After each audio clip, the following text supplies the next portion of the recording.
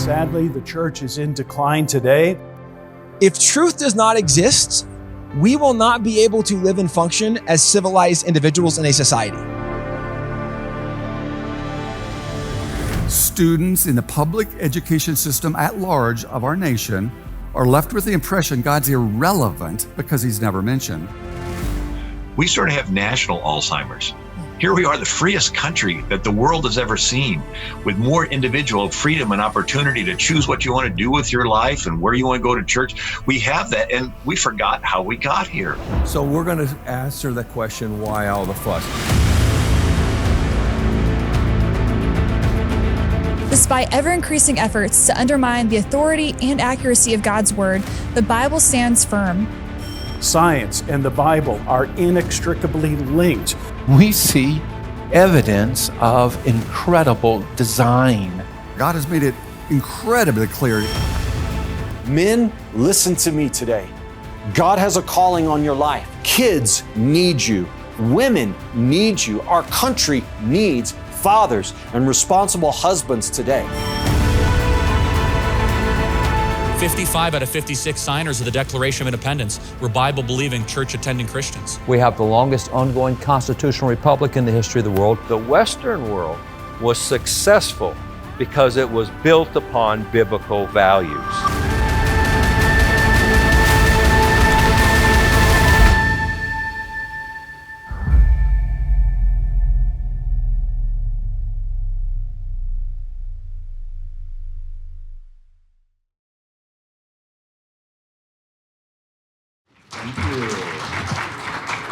And I will try to get you out of here a little bit earlier than you had hoped, because we're running almost an hour behind, but I won't be near that long.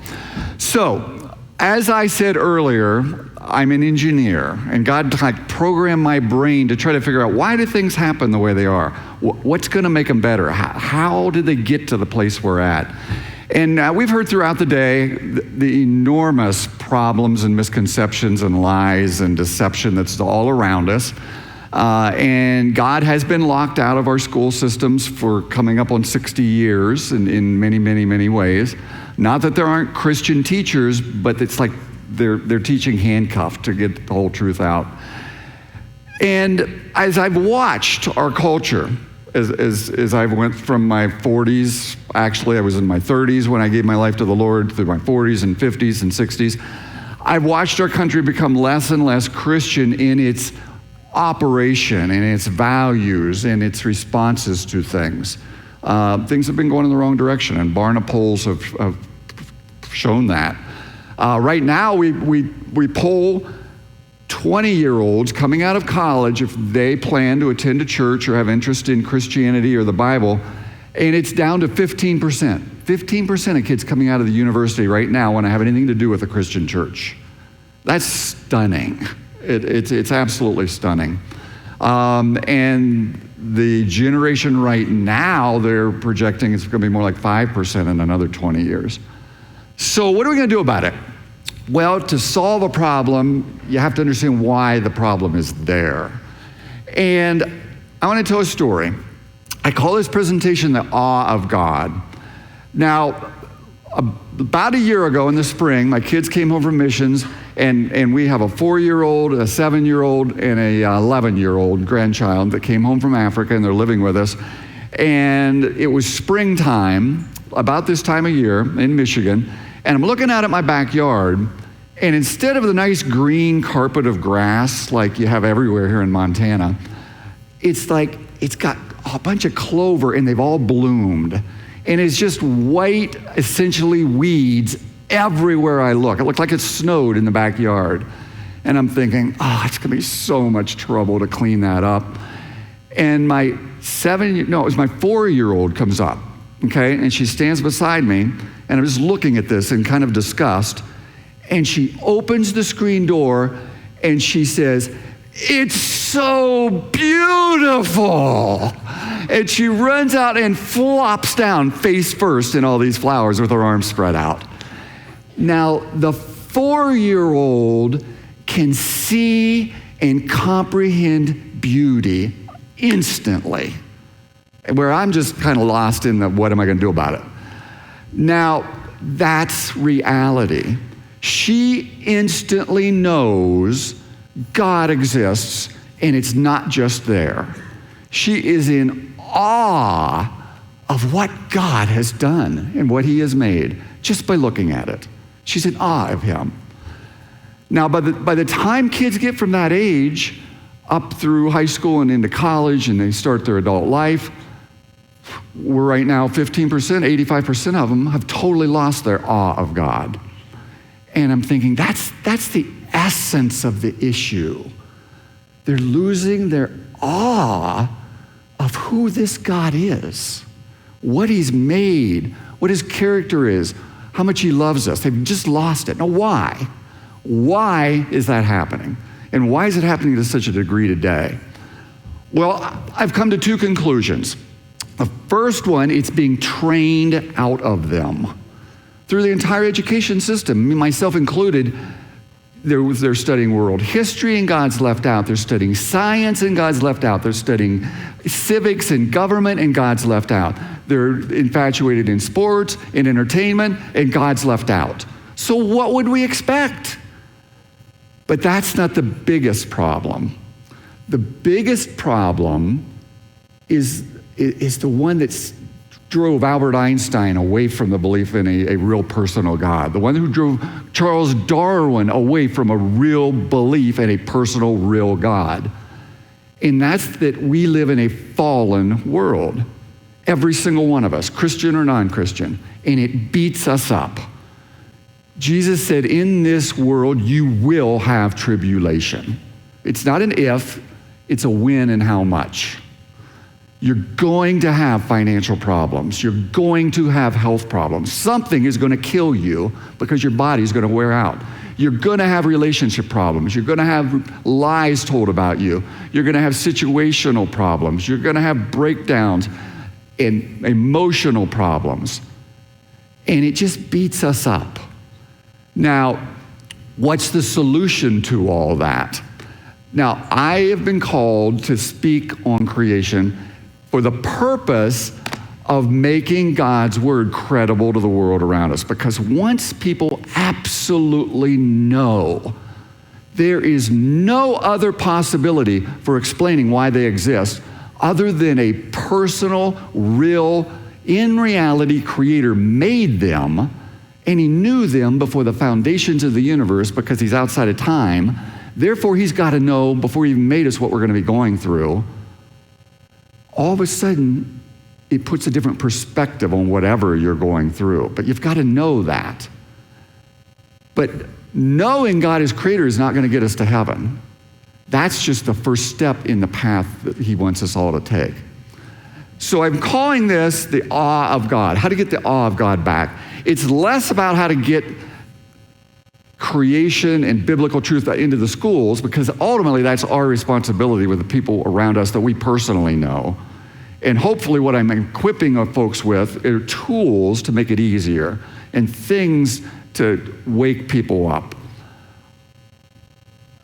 as it is to personally kind of understand what's going on all around us. Now, I normally will go to Genesis and we'll talk about that model that the last speaker spoke about, with the various mighty acts of God. But instead, I'm going to take you in this talk to the second most important book about creation in the entire Bible, instead of Genesis being the first, and that is the book of Job. Now, Job is considered by all theologians to be the oldest book in the Bible. Now, Moses wrote about things that happened at the beginning of all time, the beginning of the universe, but Job was penned long before Moses came along. Job lived about 200 years before he died. Abraham lived about 200 years before he died. Lifetimes dropped off from the 800 and 900 range down into the 500 range, and within a couple generations, it was down into the 200 range. And that was about 4,000 years ago in Earth history. So that and many other things would indicate Job being about 4,000 years ago it was written.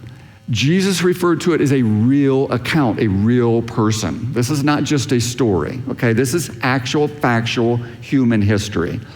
And it contains incredible scientific insights. It says the earth hangs upon nothing. Well, that wasn't really shown or proven for another 3,900 years, and yet there it is in the Bible.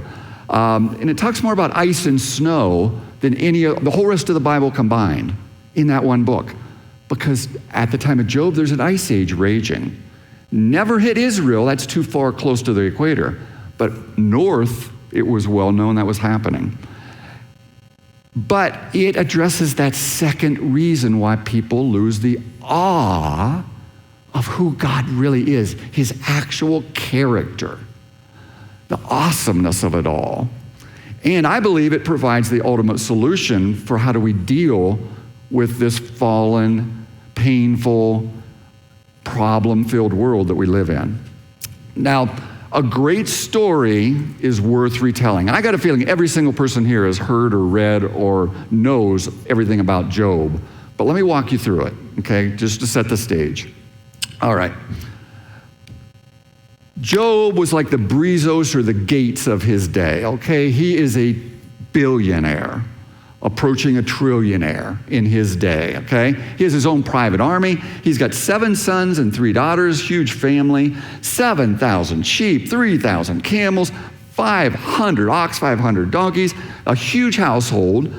He's called the greatest man of the East, and God specifically selects and points him out to Satan, who has been cast out of heaven, as the man who's the pinnacle of someone who obeys, follows, and believes in God, of the entire earth. What an honor. See, we always say, oh man, I hope I'm not like Job. Job was lifted up to a place of incredible honor by the creator of the universe. And Satan says, well, sure, he serves you. You gave him all this stuff. Who wouldn't if you made him a trillionaire? So God says, okay, let's find out. And he gives Satan a certain amount of latitude. Now, I don't understand the whole spiritual world, but there's no doubt God can stop anything from happening anytime he wants.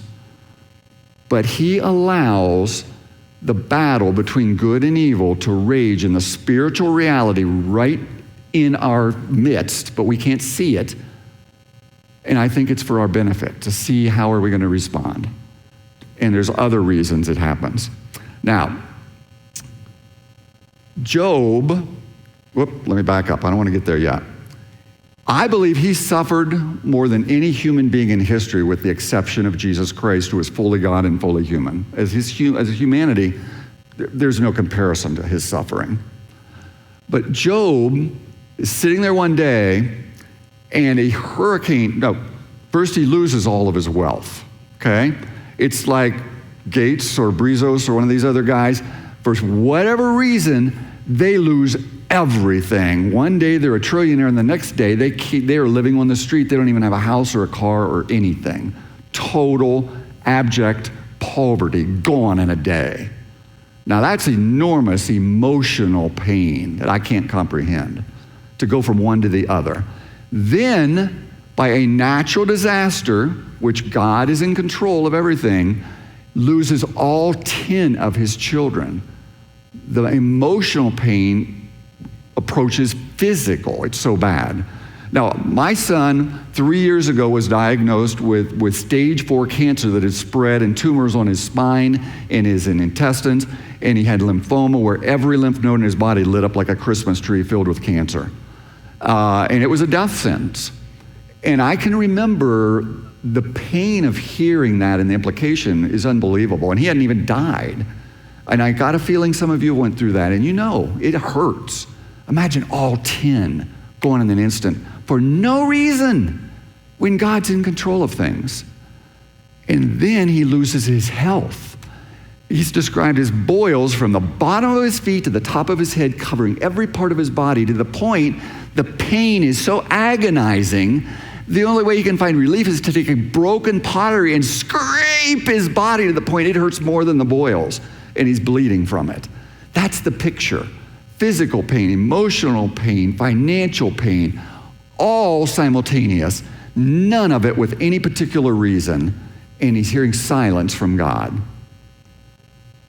And his response is this: naked I came out of my mother's womb, naked I shall return. The Lord gave, the Lord hath taken away. Blessed be the name of the Lord. And in all this, Job sinned not nor charged God foolishly. Now you start to see why God pointed him out. I can't imagine I would ever come even close to that kind of a response to that kind of a situation. His wife's response was curse God and die. Now we say, oh, what a terrible woman. Now the pain was immense. I can understand that response. That's a human response. This is a supernatural man in his response. And my favorite verse in the whole Old Testament, I find in the middle of this book of the Bible. It's just so cool. In the middle of what happens next, Job makes this response.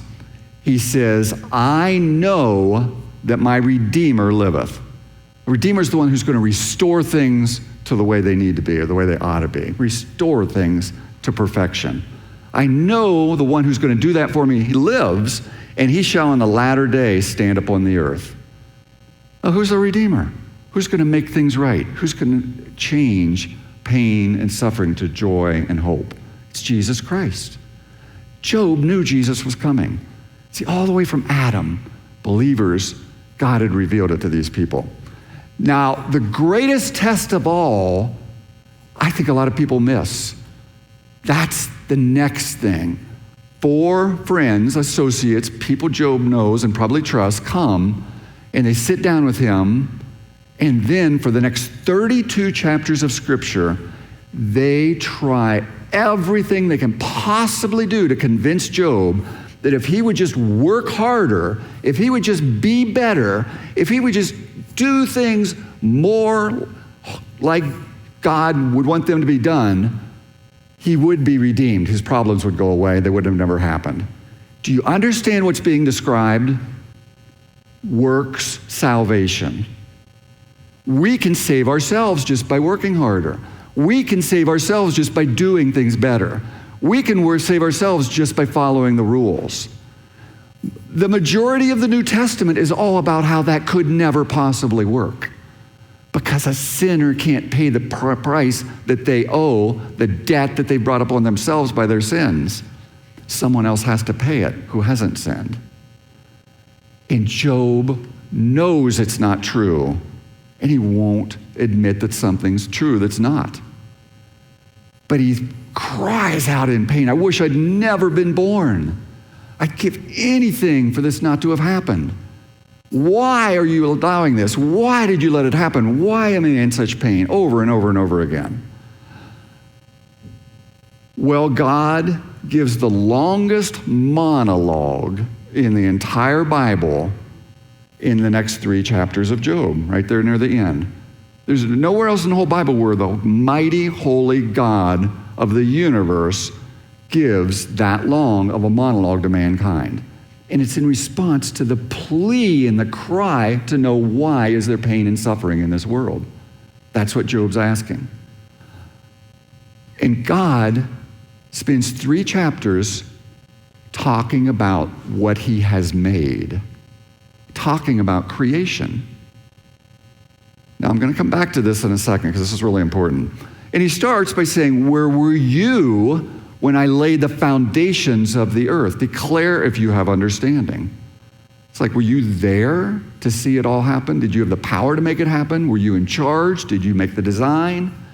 Where were you? No, I was the only one there.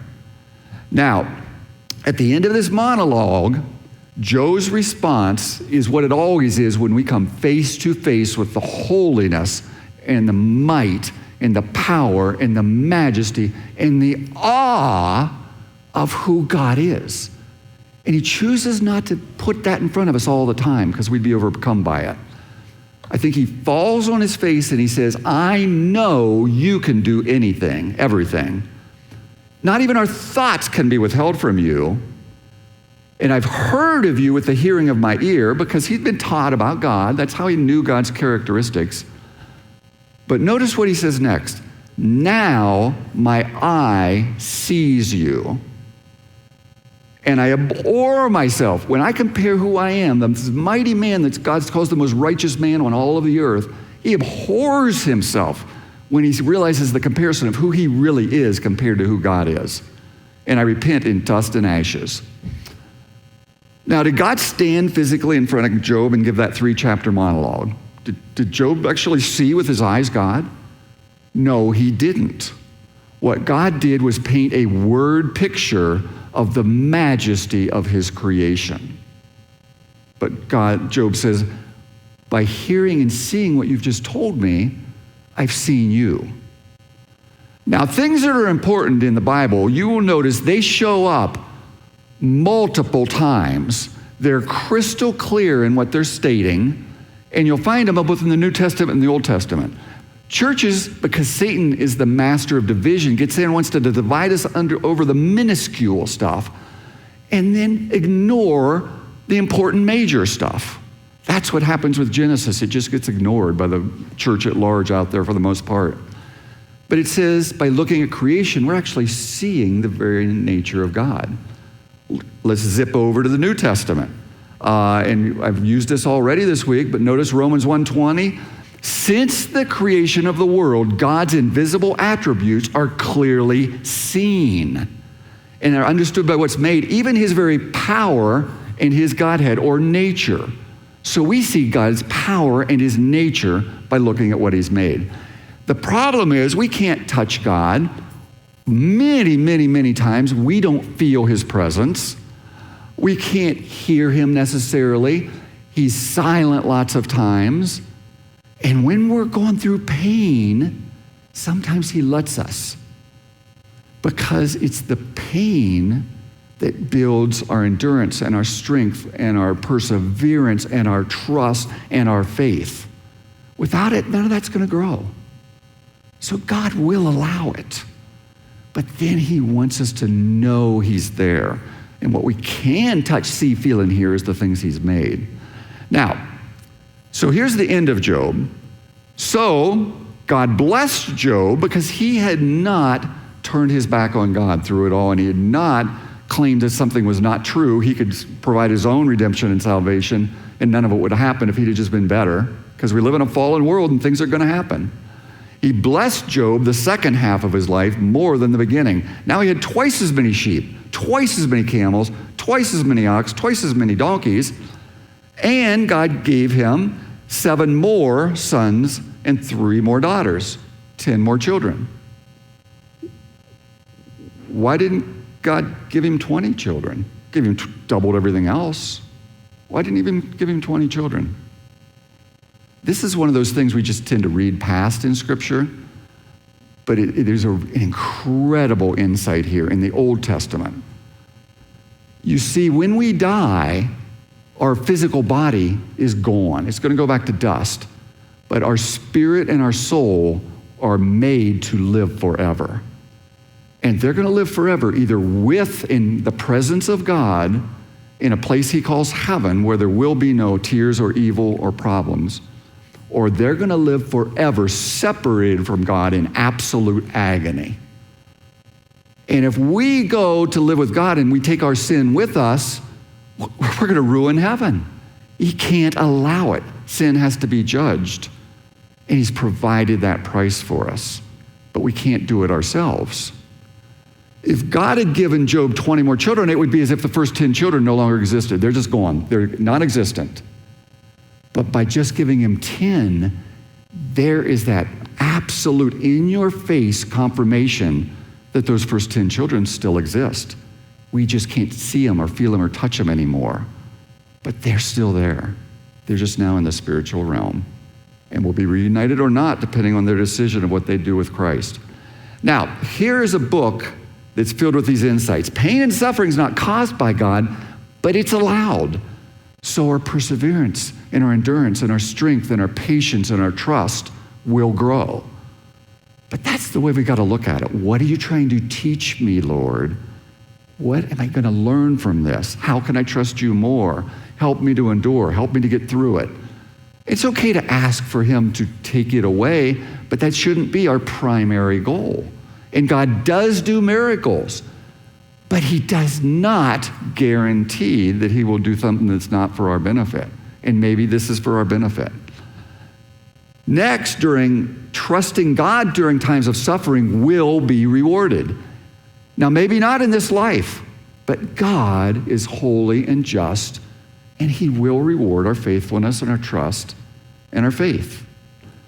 Next, Job ends by reminding us this life isn't all there is, and we're not just gone when we die. See, all these are kind of creation. How do we understand this actual physical creation God made issues? And last, focusing on God when we are in the midst of agony and problems and despair and issues and illnesses, instead of focusing on those issues, focusing on God helps us to move past those problems.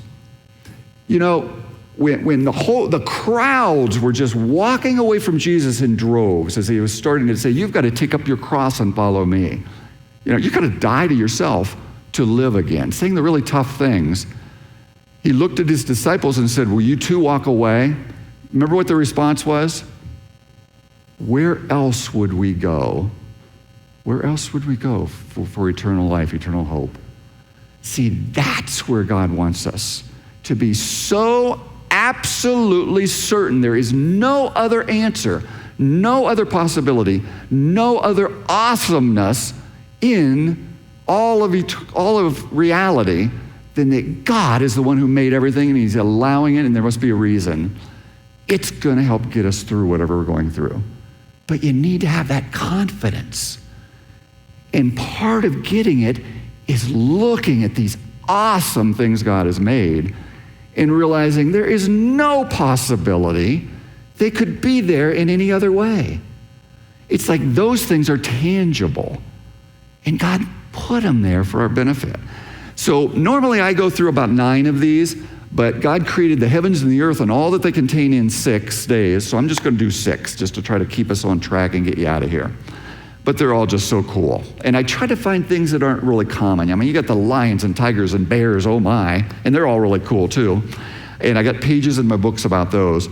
But instead, we're going to start by looking at a puffer fish, little puffer fish. Now, I'm going to show you a little video. It's the Japanese puffer fish. The dates are the dates you'll find these in the devotional that I give to all these college students. And this story is on this page. But you'll hear the narrator. It's David Edinburgh. He's an atheist and an evolutionist, and he's got to explain everything without God. And at the end, he's going to explain how this fish does this and why. But he calls this nature's greatest artist. Watch what this fish makes. This small Japanese pufferfish is dull, almost to the point of invisibility. But to compensate, he is probably nature's greatest artist. To grab a female's attention, he creates something that almost defies belief.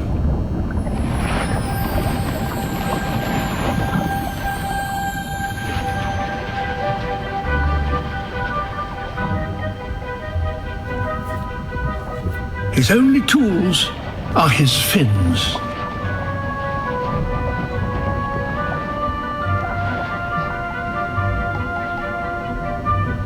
In his head, a plan of mathematical perfection.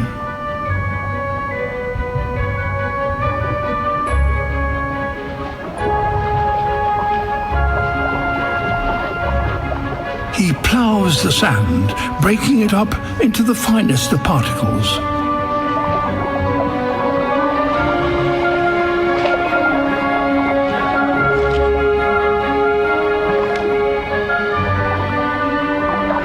These shells aren't just rubbish to be removed. He uses them to decorate the ridges of his construction.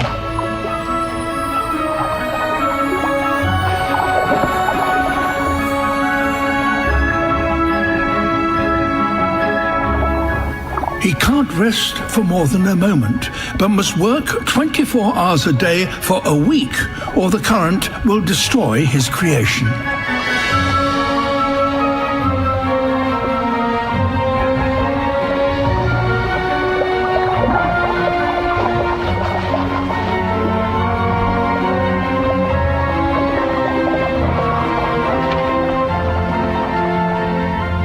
A final tidy up, and his masterpiece is complete.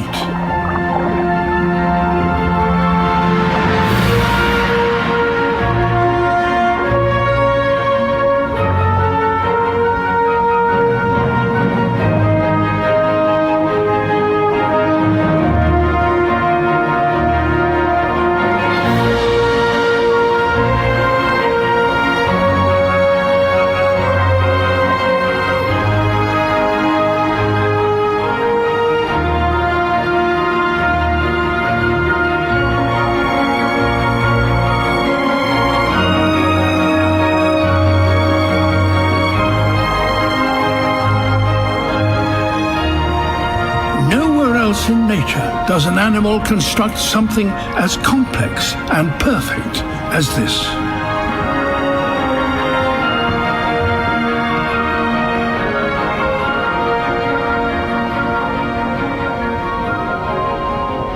If this doesn't get him noticed, nothing will.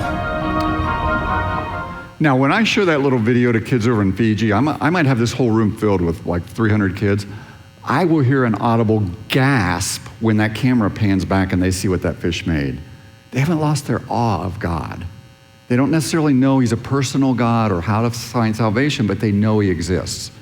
And they're in awe when they see these things. Now, David Edinburgh isn't. He has to explain why that fish spends all that time and energy to build that thing for no particular reason, because the whole universe is just random energy. So the evolutionists have made up a story. The reason beauty exists is because it has a useful function. And it's repeated over and over and over again throughout the educational system. Now that fish, if it was as big as me, it's about 6 inches. If it was 6 foot tall, I would have to take my head and shove sand around to the diameter of this room and make a perfect circle. There's no human being that could do that, but this fish can do it. And is spending all this effort and energy and time. So David Edinburgh comes up with, well, yeah, that's so it can attract a babe. Yeah, it can get a girlfriend and they can lay eggs, and the prettier its nest, the more likely it is to attract the girl. And then students hear it and they believe it and they just move on. See, this is where we need to step in when we see the kind of things they're being exposed to. Charles Darwin was mad at God. His 7-year-old daughter, Annie, had died. He's been studying the rocks. He's been told they're millions of years old. He logically concludes there's been death and disease and cancers and bloodshed and extinction for millions of years before mankind ever appeared. God just made things that way. What kind of God is this anyway? See, here's the issue with the time. If you're logical and remain logical, it's going to drive you away from the belief in the Bible and who God's character, what he really is. It's here because of our actions, not because God made things that way.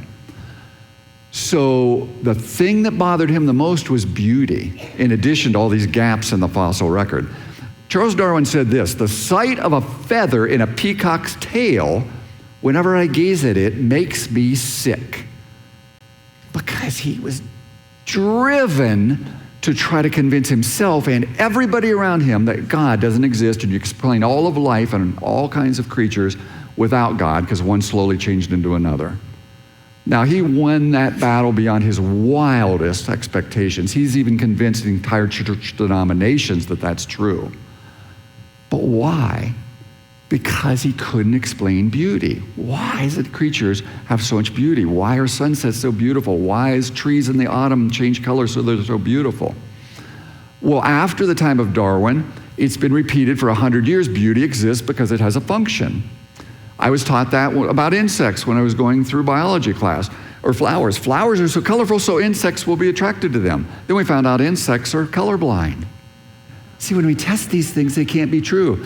About a decade or two ago, they did an experiment. They took a beautiful peacock, male peacock, oh, got to pull up the picture, there he is, and they cut off all of those beautiful iridescent feathers.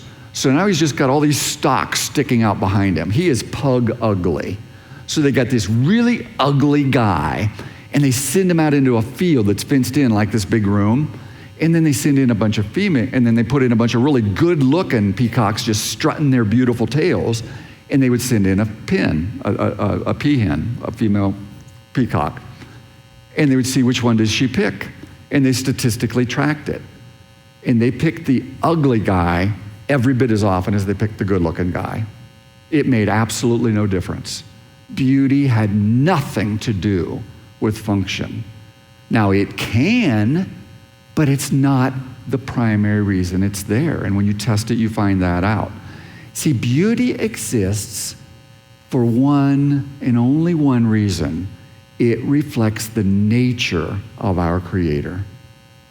It brings him pleasure to see us drawing pleasure by looking at what he's made. It's so awesomely beautiful. Now, creature number 2 is a little sea creature called a sea sapphire. It's blue in color, and The reason it's blue is because when white light hits it, the little plates, like the little scales of a butterfly, all of them pass right through them. They're like little transparent window planes, except for blue, and blue is reflected and bounces back. But the rest of them just pass right through the rest of the wavelengths. Now, it's a whole bunch of layers of these scales, okay? And its body is filled with kind of a clear fluid. So when this little sea sapphire turns to like a 45-degree angle, the optics between those little those little scales that make up the outside of his body change, and the blue wavelength also passes right through. So now the light goes through the top, goes through the fluid, goes through the bottom, hits the bottom of the seafloor, and bounces right back. And he becomes literally invisible. He doesn't just disguise himself, he becomes invisible. God created the superpower of invisibility and gave it to this little creature. Watch this little video clip as it kind of flips past.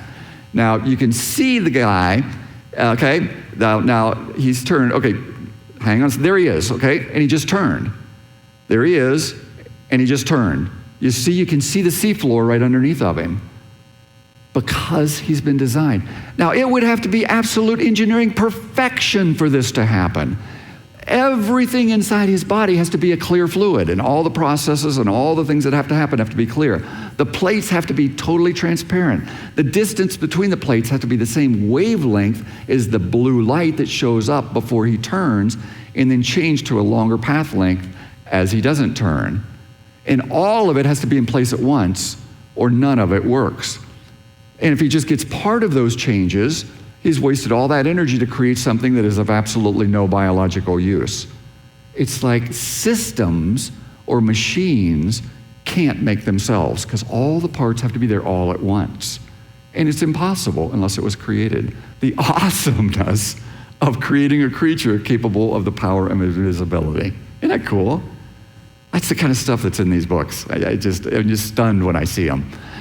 Okay, so now let's go to the most common creature everybody always knows about. They knew about honeybees at the time of the Egyptians. Number 3. Scientists decided, they've done these experiments since the 60s to try to figure out how honeybees communicate. Now they wanted to see, can they learn from something and pass that information along, and how long does it take to do that? So they developed this experiment. Now, a bee has a brain the size of a grain of sand. Like, we have brains thousands of times bigger, and these guys are from Princeton University. And they made up this experiment. They took bees from a certain hive, and they marked them. Now, I think it was like a radiation marker, so that then what they did was they put a really rich source of nectar 200 feet away. And they stood there with like a detector that would detect a bee from that hive. So they uncover the hive, and then they start a stopwatch. Well, not yet. They turn on the radiation detector, and as soon as one bee from that hive shows up, they start their stopwatch. Because this is what's happened. A bee finds a bunch of really good food, it flies back to the hive, and it does a little dance. Okay, it kind of looks like this. That bee right there in the middle, that one right there, it's doing this little dance. Okay, it's just wiggling its butt and walking along and wiggling its butt. And all the other bees, they're watching it. Ooh, what's George doing? And they're watching him do his little dance. Now, scientists figured out what was going on after a lot of study. They realized that if you put the bee at the apex of a triangle with the angle from the sun, from that center point, that point right there, the angle to where the food is found, it's 115 degrees. So the bee will go back to the hive and do his dance at an angle of exactly 115 degrees from the vertical honeycombs. So they know exactly what direction to fly based on the sun to find the food. And then whether he goes around in a bunch of figure 8s or whether he goes around in a bunch of circles tells them how far to fly. And they figured all this out. So they start the stopwatch, and the bees show up in about 10 minutes.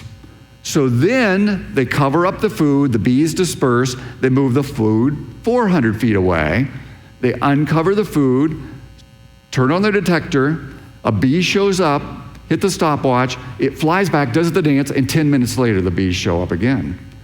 They do it a third time, 600 feet away. Now this really surprised them because they thought, well, it's going to be progressively longer and they're going to have to hunt around. but they can accurately make a beeline right to the food, and it's only 10 seconds, regardless of the distance. So then they cover it all up, okay? They move the food 800 feet away. They uncover the food. They turn on their detector, and there's hundreds of bees from that hive at that spot waiting for the food as soon as they uncovered it. You get it. See, those bees, they saw the pattern, they saw the direction, they flew that same distance and waited because it would have taken a lot of extra energy to fly back to the hive and then return. They outsmarted the big brain Princeton researchers with their little grain of sand brain. Isn't that cool? That's how fast those creatures could develop a pattern and respond to it. God created these awesome creatures. It's just amazing. Now, I'm just, at the very end, I'm going to mention one other thing, but I've been making these 3 to 5 minute videos. It's like this reminder every day that God's behind everything we look at, everything we see, everything we touch, all these phenomenal things in the parts of our body, and plants and animals and birds and reptiles. And I put 103 of these in this little video called We Can Know God Exists Without a Doubt. There should be no doubts. And I want to show you what one of them look like, because they're just this incredible tool. And by the way, it comes with a booklet that categorizes them and tells you about each one, and you can watch them with your kids and grandkids and pass them on to the youth leader of your church that can start their sessions with these kind of things.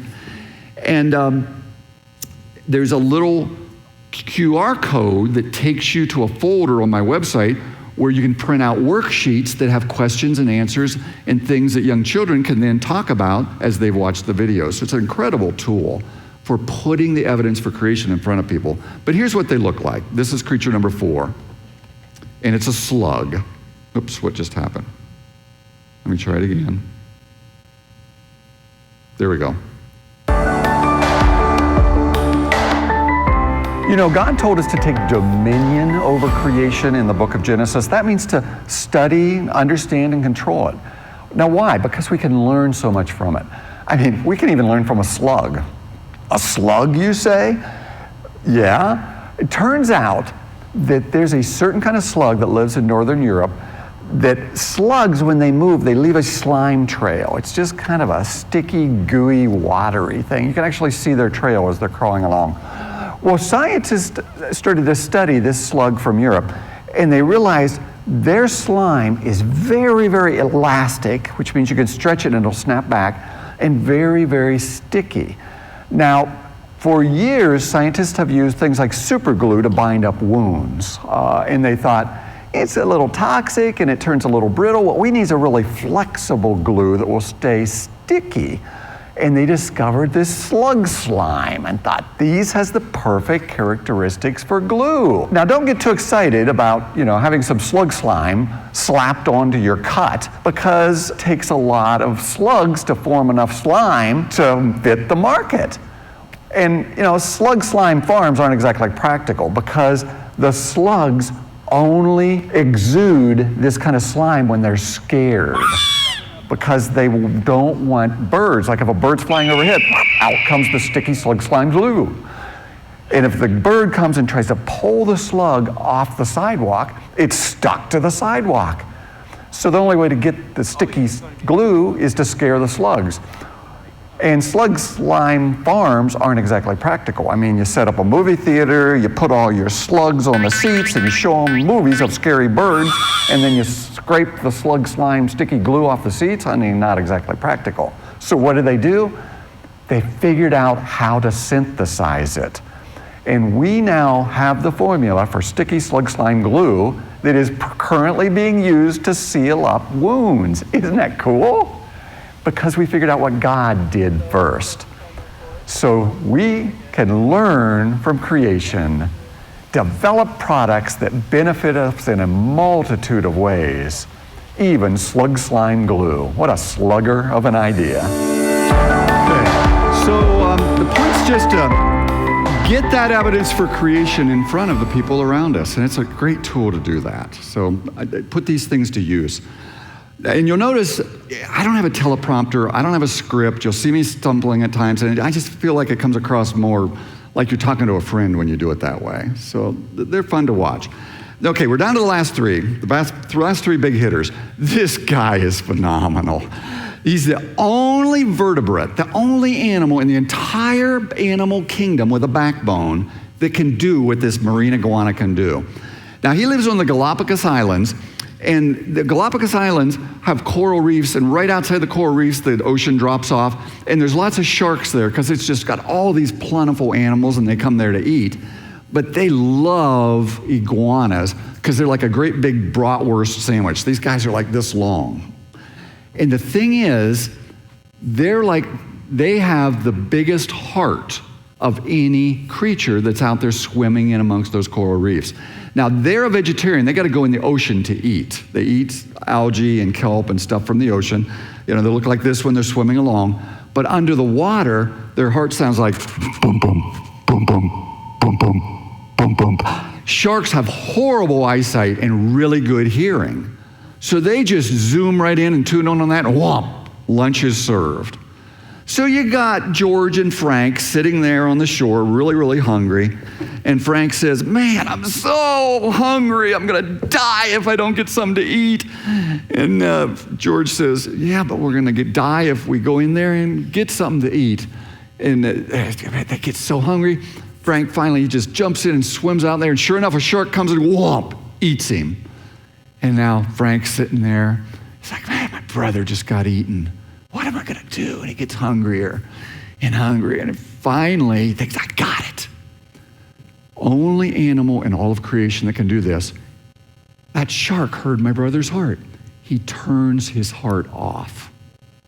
It stops pumping, stops making sound. Now, he goes and he's going swimming around, and he's in the water, and he's filling up his stomach. He can swim around for 40 minutes with no heartbeat. Fills up, and then he just climbs right back up onto shore, and he dies. He forgot to evolve the ability to turn his heart back on. What a bummer. You see how absurd evolution is?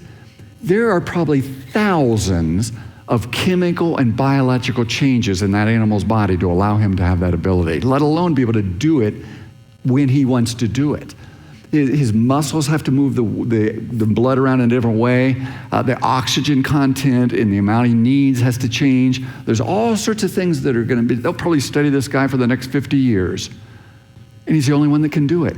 And there's no little short biological sequence where one step at a time certain things changed, because it's all got to be there or nothing works. It's like God wants us to know the truth. We should be in awe of all these kind of things as we see them. Now, my favorite bird, we're up to number 5, is the bar-tailed Godwit. And I think it's because it's not the bar-tailed evolution wit. It's the Godwit. And it points us to God when we look at what it can do. This bird has the longest nonstop migration of any bird in all of creation. See, in the winter, he lives up here in Alaska. In the summer. But when it gets to be September, October, and it's starting to get colder, he makes a 7,000-mile nonstop flight over the empty Pacific Ocean where there are no islands. Now, if you look at his feet, he's got these long spindly legs with these no webs, but just a bunch of toes hanging out there. And if he lands in the water and he tries to take off, his wings hit the water and he can't take off. So if he lands, he dies. He has to walk around on the land. So he has to fly 7,000 miles without ever stopping. It takes between 5 and 7 days, 24 hours a day, flap, flap, flap, flap. Now, scientists are really good at measuring things, and they went up to Alaska because it's a smorgasbord of food in the summer, and they grabbed one of these birds before they headed out to migrate, and then they dissected it, and they weighed every gram of fat inside of that bird. That's its fuel. Then they measured how much energy is required every time it pushes its wings down and pulls them back up, and they realized it doesn't have enough fuel to fly that far, even with a tailwind. It's not possible. It's going to run out of fuel long before it gets to New Zealand. And it was really confusing. And they studied it and tried to figure it all out. But they realized they'd grabbed the bird too soon. They grabbed a bird a couple weeks before it took off.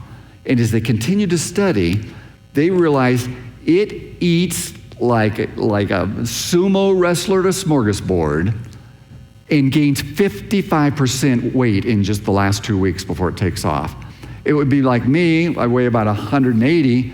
If like 2 weeks from now, I weighed 260. It's like, but the trouble is now I look like the Goodyear blimp. And I'm just barely being able to flap my wings, and I'm not very aerodynamic. So the next thing the bird does, it takes all of that fat that it's turned that food into fat, and it somehow eliminates the water, and it turns it into a real concentrated kind of like jet fuel fat, like a real beef tallow that's not very fluid. And right before it takes off, like the very day before it takes off, somehow it knows it's not going to be eating, it's not going to be drinking, and it shrinks all of its internal organs. Its stomach becomes paper thin. Its kidneys become paper thin. Its intestines become paper thin. And then the fat fills in all those cavities, and all of a sudden it's really streamlined. And now it can fly for 7 days nonstop, never stopping to flap its wings. You're hearing all the changes that have to take place, the awesomeness of God who designed a creature that's able to do all that, just so it can migrate across the entire globe and find food in the winter and the summer. Streamlined shape. Okay, we're right up to the end. There is an ability that has been found in at least 38 different species of totally disconnected creatures and animals and organisms across our planet that is absolutely stunning. And it's called photoluminescence or chemiluminescence. It's come from chemicals. Chemical meaning chema meaning chemical, lumen meaning light. It makes light from chemicals. Now, we didn't know how to do this until the 1960s. When I grew up early on, there weren't these light sticks you could find everywhere. There weren't the bracelets and all this stuff. It was the Jet Propulsion Laboratory of the Navy in California. I spoke at a church right next to that, and they said, we're the one that invented this process. But you have two chemicals in here, and they're separated. You gotta keep them separate in separate chambers. But when you allow them to mix, you get a very bright light coming out. And this one will last for several hours. But we find that in things as diverse as like those jellyfish that you saw in the first picture. Very specific animals. These are plankton. There's no lights on that shore. The waves are throwing plankton onto the beach, and as soon as they crash, they give off a little bit of light. And there's millions of them, so the whole beach is lit up like it's searchlights. In the Amazon, we find mushrooms that glow green. It's like these animals are completely disconnected, and they all have different varieties of two chemicals. And the Jet Propulsion Lab guy that discovered what they were and analyzed them, and now we can reproduce them and manufacture them, he got to name them. So he decided to name the two specific chemicals that you got to mix together. One of them is luciferine, and the other one's luciferase. Anybody notice the root word there? Lucifer. Lucifer's been called a lot of different things. Beelzebub, the great deceiver. There's another one, a title he's given. The angel of light. Apparently he was absolutely stunningly beautiful, and he thought he could be God because God had made him such an incredible creature. But he's the angel of light. So he named the chemicals after Lucifer. I love this one. There's a squid down there that lives deep in the ocean. It can create green and orange and yellow and blue light, and he turns them on and off in patterns across its back. It looks like a moving billboard. Okay, now my favorite, and you gotta wait for this one, so just wait for it just a second. Hang on. Gotta build the suspense. Okay, it's coming up. Okay, finding deep down in the ocean.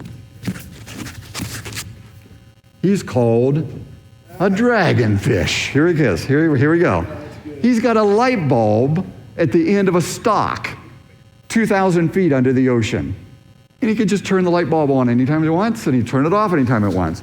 And there's a fish will come swimming along, and it's thinking, ooh, what's the light? Ooh, I better get closer to the light. Womp. and he gets eaten. God provided this unbelievably unique way. Oops, just hold my microphone off. Unbelievably unique way for these creatures to feed themselves. Now, the one we all know about is the lightning bug.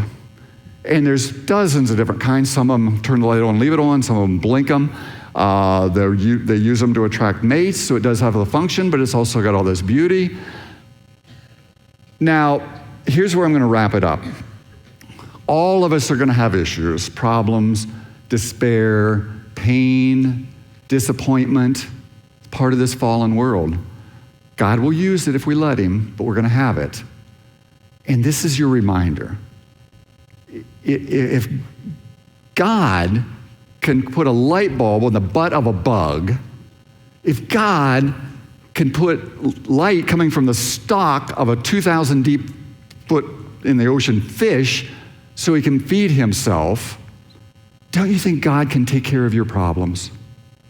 Not necessarily make them go away, but don't you think as the one who made you in his very image, he can get you through them, provide solutions, give you strength, give you endurance, give you empathy so that other people who are going to go through those, you will understand what they're going through?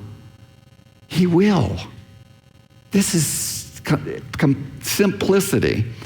And he's told us this. He says, when we have humbled ourselves, repented, desiring to live the way he would want us to live, knowing we don't deserve it, and accepted the price he paid for our sins, we are the Holy Spirit is actually with us, in us, part of our spiritual essence. We're partners right there together. And it's going to give us strength, and it's going to give us encouragement, and we need to depend on it. And at that point, we have moved from darkness to light. Jesus says we were the sons of Satan before we became followers of him. Isaiah, it says, our righteousness is like dirty rags. Paul says, there's none that deserve to go to heaven. All of us have sinned and fallen short of the glory of God. But now we're in the light. We're the children of the day. Now, God wouldn't tell us this if it wasn't capable. He says, we're no longer of the night or the darkness. So, know that. Know that you've been saved. Know that you're in the light. And put on faith and love so people can see it when you go through your problems and they know there's something different about you. And the helmet of the hope of salvation. And I think the way hope is used in that verse, it means the assurance of salvation. If you have repented and accepted Christ, you don't have to do it over and over and over again. Know that you are saved and draw upon the strength that he's given to you. And man, share this stuff with the next generation so that they can have the assurance God exists. Second, the assurance that he's in control.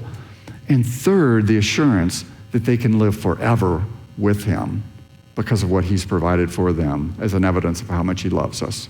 That's what this is all about. Not just a bunch of knowledge. But those first two can lead to the third. And I hope you'll do that. I just want to mention, those of you who bought the Professor Io book, or phenomenal resource, okay? Think about, as you read it yourself, pass it along to other families with younger children, youth pastors. I have people that have given it to everybody in schools or their families. And sign up for my newsletter list. Because ultimately, I think this is the best vehicle I have ever come up with in my Christian life of 38 years to put the evidence for God's existence and love and creation in front of entire families and non-believers. Because it's a thrilling, fun, interesting story. So sign up for the newsletter so you'll know when number 2 comes out. Because as you get to the end of it, you're going to want to know what happens next. And like the books that my kids loved when I read them, there's 50 readings that are all tied together into this whole long narrative. Every night's reading or every chapter, you're just left with, oh my goodness, what's going to happen next? It's that kind of book. So enjoy it, use it, share it. It's probably the best resource on the table out there, but people don't know it. they think, oh, I don't have young children. But it's a really neat tool for reaching our culture. Thank you so much. Thank you so much.